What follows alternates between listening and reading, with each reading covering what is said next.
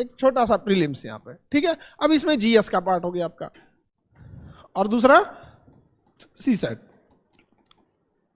80 question, इसमें 100 question, ठीक है। इसके कितने मार्क्स? 200, इसके 200, क्योंकि इसमें 2.5 नंबर मिलते हैं, इसमें 2 नंबर। तो नंबर्स को हम नहीं, क्वेश्चन पे जाते हैं। आप बताइए इसमें कितने क्वेश्चन पे पास हो जाते हैं? 27 क्वेश्चन क्वालिफाइंग है, इसका नंबर तो ऐड होना नहीं है। ऐड होता है नहीं। अब सोचिए 27 क्वेश्चन नहीं हो रहा है आजकल के लड़कों से। 27 क्वेश्चन, हम पहले पीटी की बात कर रहे हैं, सबसे ज्यादा फेल यही करता है, किसी भी चीज का सबसे ज्यादा फेल यही करता है। इसका एक रीजन है, आप ऐसे सोच के देखिए, प्रीलिम्स में अगर आपको कोई एक क्वेश्चन आ रहे हैं, सपोज हम जीएस की बात कर रहे हैं, तो वो आएगा तो आप बनाएंगे तो उसमें 2 में 2 मिल जाएगा। एक क्वेश्चन सॉल्व किया, आपको कितना नंबर मिल गया? 2 नंबर। मेन नहीं आया तो दोनों गया, नहीं आया तो दोनों गया। मेंस को देखिए थोड़ा उल्टा अप्रोच है, उसमें एक क्वेश्चन सपोज 10 नंबर वाला है। क्या आपको लगता है कि जो लड़का पीटी पास किया होगा वो 10 नंबर का आंसर को अटेम्प्ट करेगा तो उसको 2-3 नंबर नहीं मिलेगा? मिलेगा यहाँ पे। तो वहां आपको एकदम 0 की संभावना नहीं है।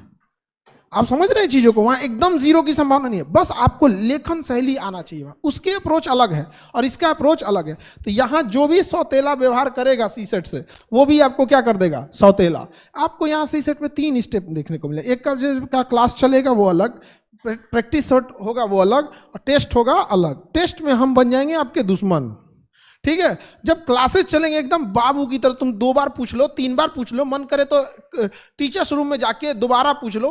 प्रैक्टिस चलेगा तो एक आध बार बस डाउट की तरह पूछ सकते हो, और टेस्ट में पूछ दियो तो पिटा जाओगे वहीं पे, तुम टेस्ट में एकदम दुश्मन एकदम। तो उसके लिए सबसे, और कई लड़कों का लगता है कि सर ये इसमें कट ऑफ चले जाएगा, कई इसमें 200 में ना 110 ले आने वाले बैठे हैं, 120 ले आ देते हैं, 115, 116 इसे ले आ देंगे। उनसे डरिएगा नहीं, जानते हैं क्यों? डूबेगा इसमें वो। तो जो कट ऑफ बढ़ाने वाले लोग हैं ना, समझिए, जो प्रीलिम्स का कट ऑफ बढ़ाने वाले बूढ़े बूढ़े लोग हैं, आखिरी अटेम्प्ट वाले, जो इसमें 200 में ले आएंगे से 126 नंबर, 125 नंबर, वो कहाँ डूब जाएंगे? सीसेट में। इसलिए आप इधर गौर किए होंगे ना कि कट ऑफ ज्यादा नहीं जा रहा है, 95, मतलब 95, 97, मतलब 95 कैटेगरी वाइज भी वेरी करता है थोड़ा बहुत, 2-4 नंबर। तो आप समझते हैं, तो आप समझ रहे हैं ना, इसका कट ऑफ ज्यादा जाने वाला नहीं है। क्यों? जो कट ऑफ ले जा सकते थे उनके पैर में बांध दिया क्या चीज? सीसेट। अब कैसे हो सकता है? दोनों को तो ऐसा हो ही नहीं सकता आप इक्वल कर लें, दोनों में बेहतरीन हो, ये तो बहुत कम लोग होते हैं। तो इसलिए आपको बैलेंस लेके चलना है, समझ में आया कि नहीं? का एक से एक देखेंगे ना, उसका खूब पढ़ेगा हिस्ट्री, खूब पढ़ेगा ज्योग्राफी, एकदम दबा के एकदम। तो ऐसा नहीं है कि हिस्ट्री ज्योग्राफी फालतू है, लेकिन इतना समझिए भाई, सीसेट पास करना मजबूरी है आपकी। और सीसेट वो चीज है जो ट्रेनिंग आईएएस आईपीएस फेल होके चले गए, वो हाल है सीसेट का। जो ट्रेनिंग में थे, जो अपनी रैंकिंग सुधारने के लिए दोबारा एग्जाम में बैठे थे, प्रीलिम्स फेल होके चले गए, समझे? क्योंकि इसमें आपको एग्जैक्ट आंसर चाहिए, exact answer, no doubt.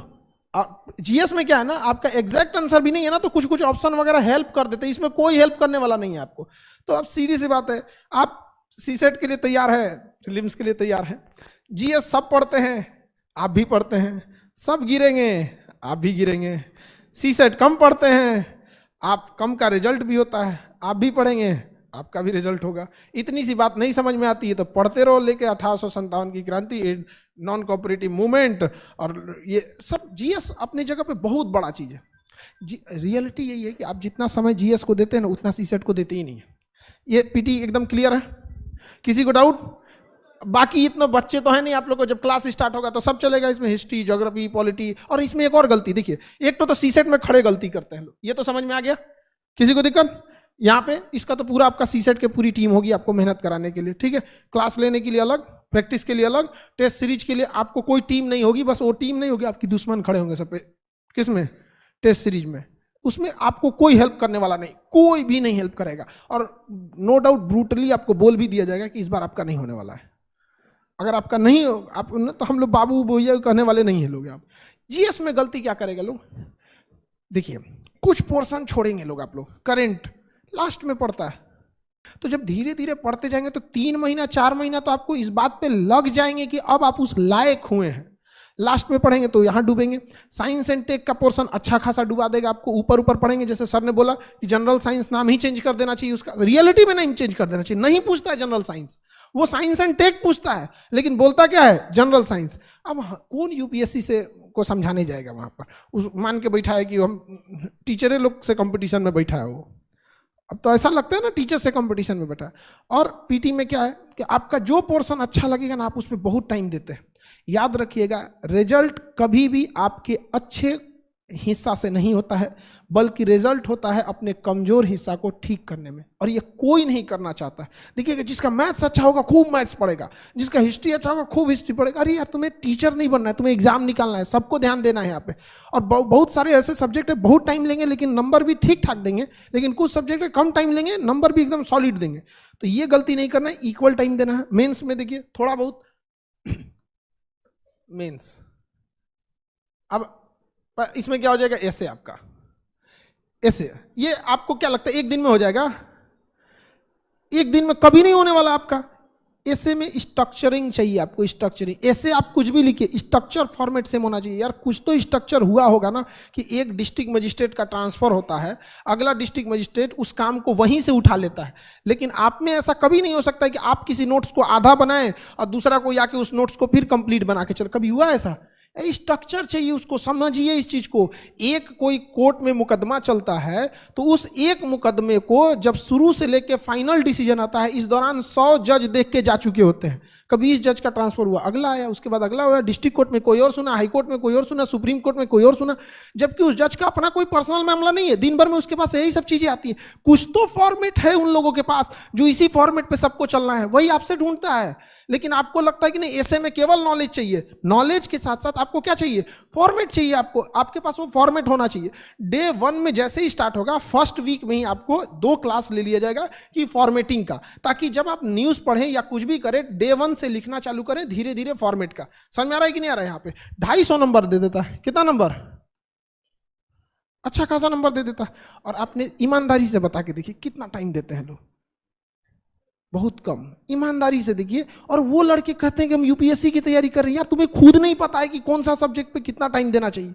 250 number का मार्क्स है, लास्ट में देता, कहता ऐसे भी करना है। अरे यार तुम्हें तो स्टार्टिंग से होना चाहिए। लेकिन आप भी देखिएगा यूपीएससी के लड़कों की खराबी, वो हिस्ट्री, ज्योग्राफी, पॉलिटी, इकोनॉमिक्स को ही सब्जेक्ट मानता है। मेन सब्जेक्ट यही मानता है उसको, हिस्ट्री, ज्योग्राफी, पॉलिटी, इकोनॉमिक्स। जबकि 250 नंबर ऐसे दिया, भूल गए वहां पे। 1000 नंबर का आपका जीएस,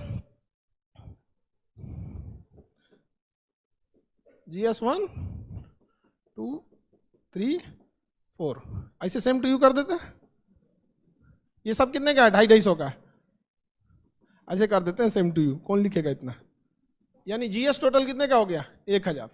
अब वो 250। अब इसमें देखिए क्या करेगा सब गलती।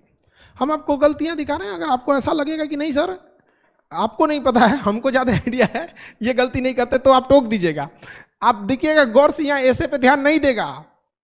अब जीएस में आते हैं। जीएस 1 250 का अकेला सब्जेक्ट है। हिस्ट्री है, एंशिएंट हिस्ट्री है, कई पार्ट है इसके।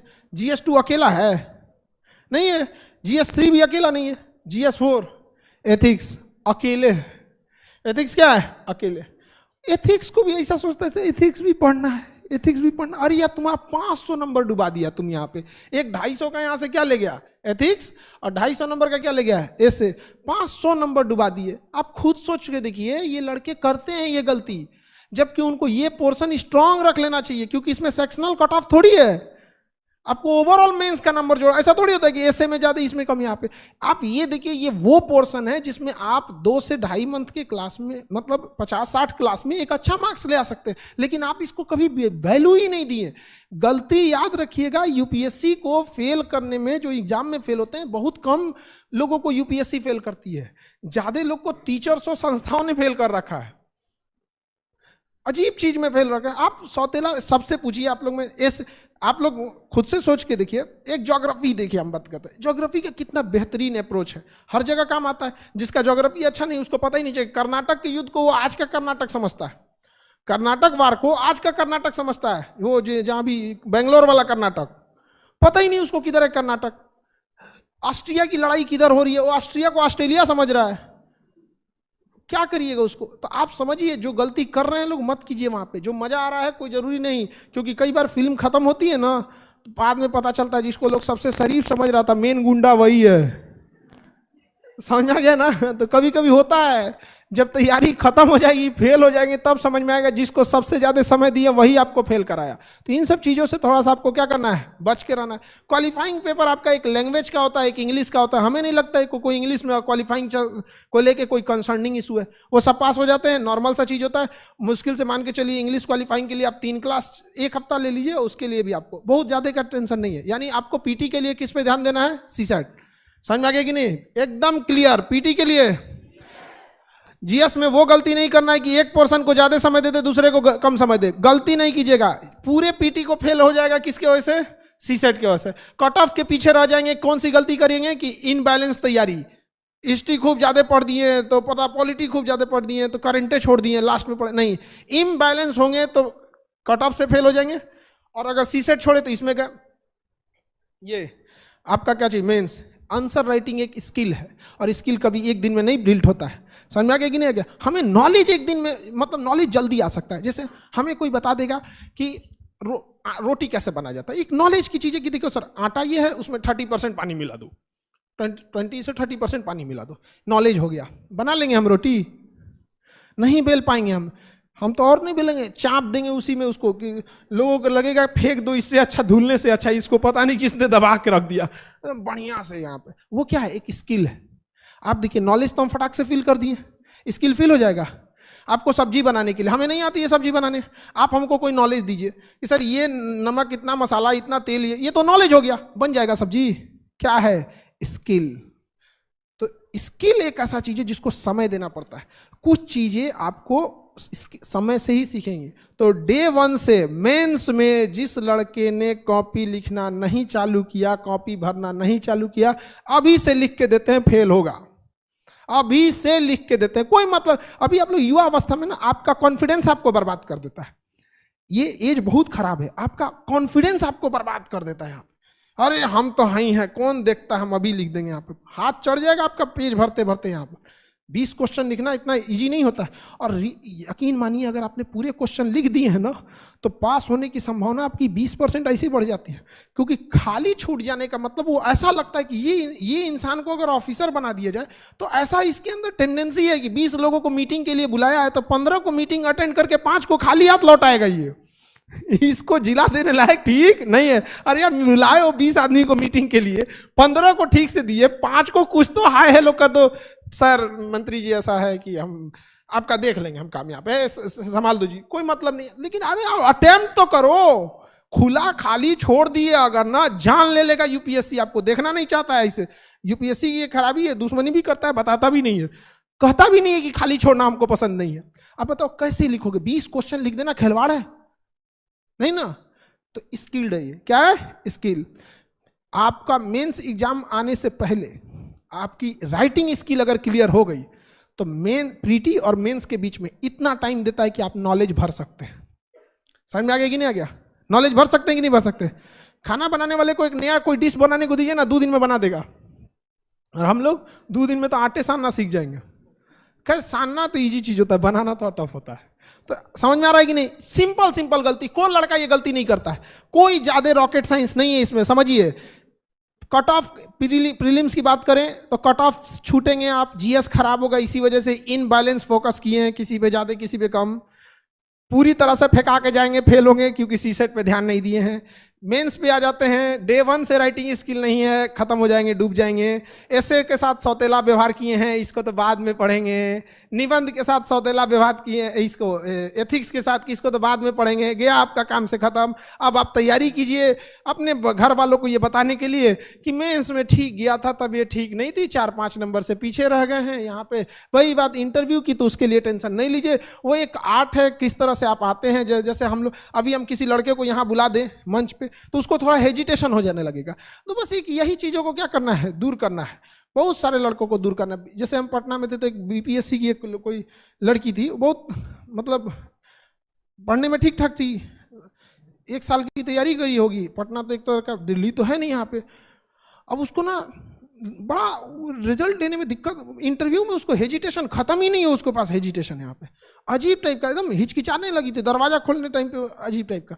तो क्या होगा, पास हो गई, फाइनली वो पास हो गई। रीजन क्या है, उसको कई बार आदमी प्रैक्टिस किया, बिना मतलब कभी बैंक के पास भेज दिया कि ले जाओ ये लोन अर्जी लगा के चलो आप बैंक मैनेजर के पास, बिना मतलब का, उसको ना लोन मिलने वाला ही नहीं था, लेकिन एक हेजिटेशन तो दूर हो, हमें पता था कि लोन नहीं मिलने वाला, उसको बिना मतलब का किसी कंपनी में भेज दिए, कोई में मतलब कोई बड़े प्राइवेट कंपनी में कि हमें जॉब ऑफर चाहिए। अब अरे हमें नहीं मतलब है तुमको वहां ना LIC, ना तुम्हें लोन लेना है, ना तुम्हें वहां कंपनी में जॉब करना है, बट एटलीस्ट एक इंटरेक्शन का जो तरीका होगा, 8 बार 10 बार ऐसे ही बोला गया वहां पे, उसके बाद उसको थोड़ा सा इंप्रूवमेंट हुआ, बाकी जाके सही हो गया। सामने वाला को भी समझ में आता है कि इसको केवल यहां से नहीं, इसके बाद इसकी ट्रेनिंग होगी, प्रोबेशन होगा, फिर इसको फाइनल सिलेक्शन दिया जाएगा। इंटरव्यू बहुत बड़ी बाधा नहीं बनती है। डे 1 से लिखना है या नहीं लिखना है, समझ में आ गया कि नहीं आ गया? और कोशिश कीजिए जब आप विचारों को भी लाए ना तो सिस्टमेटिक ढंग से लाए, बात भी करें ना तो एक सिस्टमेटिक ढंग से लिखने के लिए। यहाँ पे कुछ भी नहीं आ रहा है शुरुआत में, तो आज की दिनचर्या लिख दीजिए, आपने क्या किया क्या किया, धीरे धीरे धीरे धीरे करके एक समय आएगा आप सही हो जाइएगा। आपको, आप जैसे लड़की लोग, आप ही लोग से कहते हैं हमें रोटी बनाने कैसे आएगा, या हम किसी से पूछते हैं हमें तैरना कैसे आएगा, अरे यार रोटी बनाने के लिए बेलना पड़ेगा 2 बार, तैरने के लिए हमको पानी में उतरना पड़ेगा, तो लिखने के लिए हमें लिखना पड़ेगा। इतना भी समझ में नहीं आता है तो सपने देखना छोड़ दो। समझ में आ गया? कोई बात, कोई दिक्कत, कोई डाउट?